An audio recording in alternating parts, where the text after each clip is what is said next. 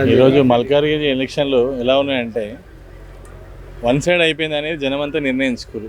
ఎందుకంటే గతంలో ఒక బ్రోకర్ ఉండే, ఆ జోకర్ లాగా జోకులు వేసుకుంటూ మల్లారెడ్డి గారు ఉండే, అది ఆయన పెద్ద పబ్లిక్కి వనుకొచ్చే నాయకుడిలాగా అనిపించలేదు. తర్వాత ఒక క్రిమినల్ రేవంత్ రెడ్డి గారు, ఆయన భూ కబ్జాలు చేసుకుంటా అది చేసుకుంటూ ఇది చేసుకుంటా ఏనాడు ఒక్కరోజు కూడా మన దగ్గరికి ఒక్కరోజు కూడా వచ్చేసి స్థానికంగా ఒక్కరోజు కూడా కనీసం గల్లీలో తిరిగిన రోజు అయితే లేదు 5 ఏళ్ళ రోజులలో. కాబట్టి ఈరోజు ప్రజానాయకుడు, ప్రజలతో మమేకమై ఉండే నాయకుడు, తెలంగాణ ఉద్యమ బిడ్డ ఈటల రాజేందర్ గారు రావడం నిజంగా మా అందరి అదృష్టము. అలాంటి నాయకుడు మాకు రావడం బాగుందని చెప్పేసి ఇప్పటికే అభ్యర్థి ప్రకటించిన తర్వాత చూస్తున్నాము.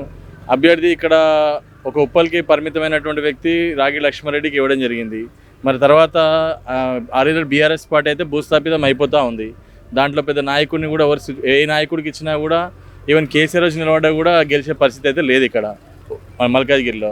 మరి కాంగ్రెస్ చూస్తే అయితే ఏ చీఫ్ మినిస్టర్ గారు అయితే రేవంత్ రెడ్డి గారు, మరి ఈటల రాజేందర్ గారు ఈ ఏరియాకి సంబంధం లేని వ్యక్తి వచ్చి ఎట్లా పోటీ చేస్తాడని ప్రశ్నించిన వ్యక్తి ఎక్కడో వికారాబాద్ ఆయన తీసుకొని వచ్చి, తాండూరు ఆయన తీసుకొని వచ్చి, మరి ఇక్కడ వాళ్ళ పట్నం మహేందర్ రెడ్డి భార్యను ఎక్కడ ఎట్లా నిలబెడతారో మరి రేవంత్ రెడ్డి గారే సమాధానం చెప్పాలి దీనికి. ఎందుకంటే ఆయననే అన్నాడు మల్కాజ్గిరికి సంబంధం లేని వ్యక్తి ఈటల రాజేందర్ గారు వచ్చి నిలబడుతున్నారు. మరి ఇక్కడ ఏ సంబంధం లేని వ్యక్తి పట్నం మహేందర్ రెడ్డి భార్య పట్నం సునీతారెడ్డి ఎట్లా వాడుతుందో నాకు అర్థమవుతుంది. ఈటల రాజేందర్ గారి కంటే ఒక చరిత్ర ఉంది.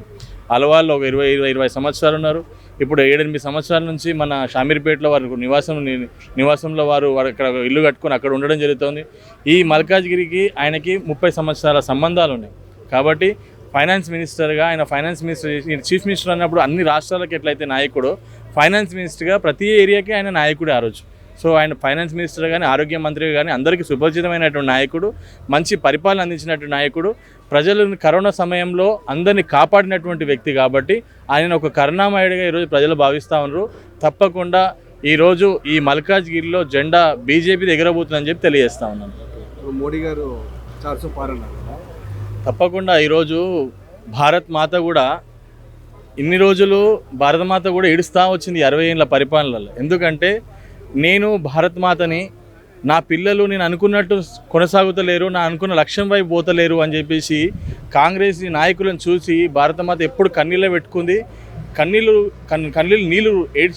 నీళ్ళు రాక బంద్ అయిపోయి రక్తం రావడం ప్రారంభమైంది భారతమాత కళ్ళకి.